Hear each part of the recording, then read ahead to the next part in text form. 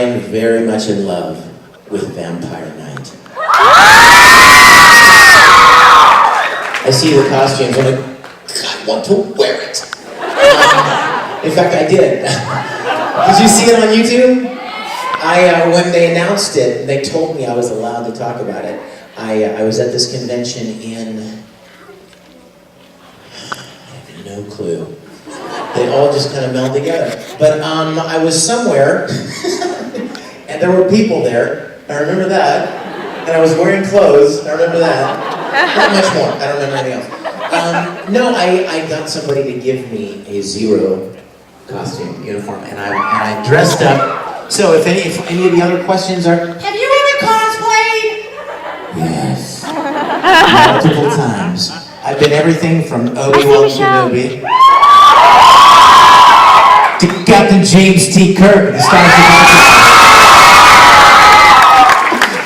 to Dark Mousy, to Wolverine from X-Men, to a TIE fighter pilot, to Thai from Tsubasa. And if you ever wondered, have I ever cosplayed as Edward Elric? Come to my concert and you will see the answer. That's not to say I'm going to be dressing up at the concert, but I promise you'll enjoy it, okay? What else? Ringtones. Do you really? I love you. Oh, I do. You guys, there is a website called con.com. CONDOTCOM.com. It's like an online convention experience, like for people that live out, places where they're not able to get to cons, like you lucky boys and girls are. And so they've created this. Several voice actors and people in the industry have created this. And it's a really neat website with a lot of cool things going on. But one thing that I was particularly excited to tell you about was that they've got a place where you can purchase ringtones for your phone, custom ringtones and voicemails and stuff. So if any of you ever thought, what would it be like to have a Broly ringtone from Dragon Ball Z? Or I want, Tamaki Suo to answer my phone. You guys go check them out. Con.com. A little confusing there for people of my great mental capacity. I've never been there. I can't figure it out. So let's go ahead and get into some questions. Talk about anything you guys would like to talk about. I do have some videos I want to show you, if you'd like to see them. I made this one thing, and I'm really not sure if I want to do it or not, because it would be so fun. But what if I mess up? Okay, remind me. We'll do that later. I've never done it before, so this would be a first. Okay, who's got a question? Joshua, do you have a question, or are you just raising your hands in joy? Yes, sir. Can you say a joke in Edward Elric's voice? What's the joke? Two men walk into a bar. Here's your joke. A what? What kind of bar? A juice bar. Who's got a question? Yes. Sure. Can I ask you too? Yes, that's one way. What is the weirdest thing anyone has ever done upon meeting me? What? Well, I don't remember. People, there have been people that I don't even know why, but they like cry and get all excited. And I feel like really, I don't know how to feel about that. I think it's really sweet, but then I'm like, somebody's gonna think I just hit you or something. Please. But weirdest thing upon, I can't think of anything. Can you think of any? Weirdest thing upon meeting?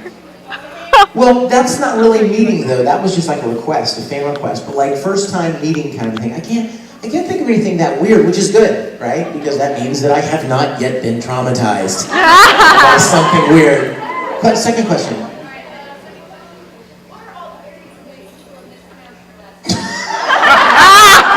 What are all the various ways my last name has been mispronounced? Well, any of you who know Lil Karibo,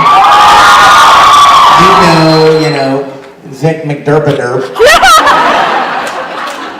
Which of course I can see because there are so many D's and P's in my last name.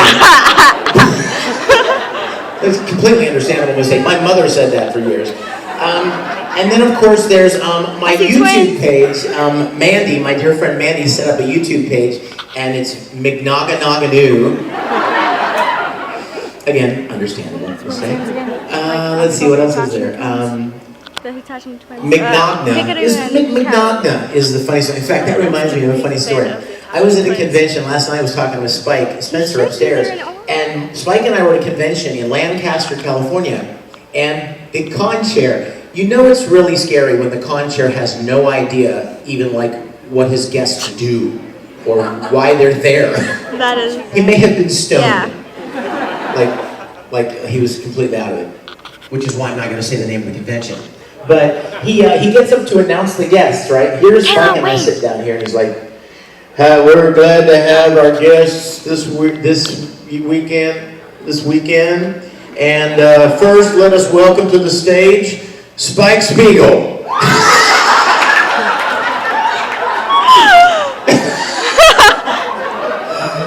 And so I'm like teasing Spike. I'm like, "Oh, hey, Spike Spiegel, loved you in Cowboy Bebop." Yeah. And then, so Spike's like, and he goes up, "Hi, everybody." And then the con chair's like, "And our other guest, please welcome Vic Mignogna."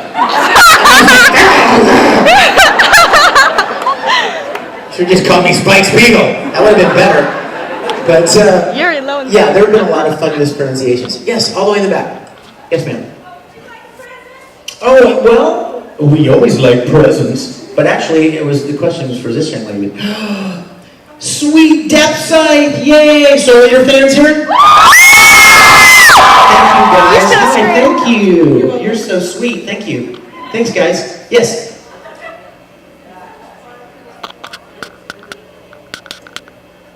It's a lot of fun, you guys. It's a lot of fun, but you know what? It's not as, what's the word? It's not as exciting as you might think sometimes. Because you have to remember, we are in what basically amounts to a phone booth with padding. Really, I mean, it's a booth like this. I want that phone. Put your hands on the wall, just like that. So, and there's padding on all the surfaces, so it keeps the sound nice and dead and tight. And so when we say something funny, nobody laughs. And when we're doing this emotional scene, nobody's there to be crying or moved by what's going on. So you never really, and you don't even have other actors. There aren't even any other actors in the room that you can dialogue with. So it's weird.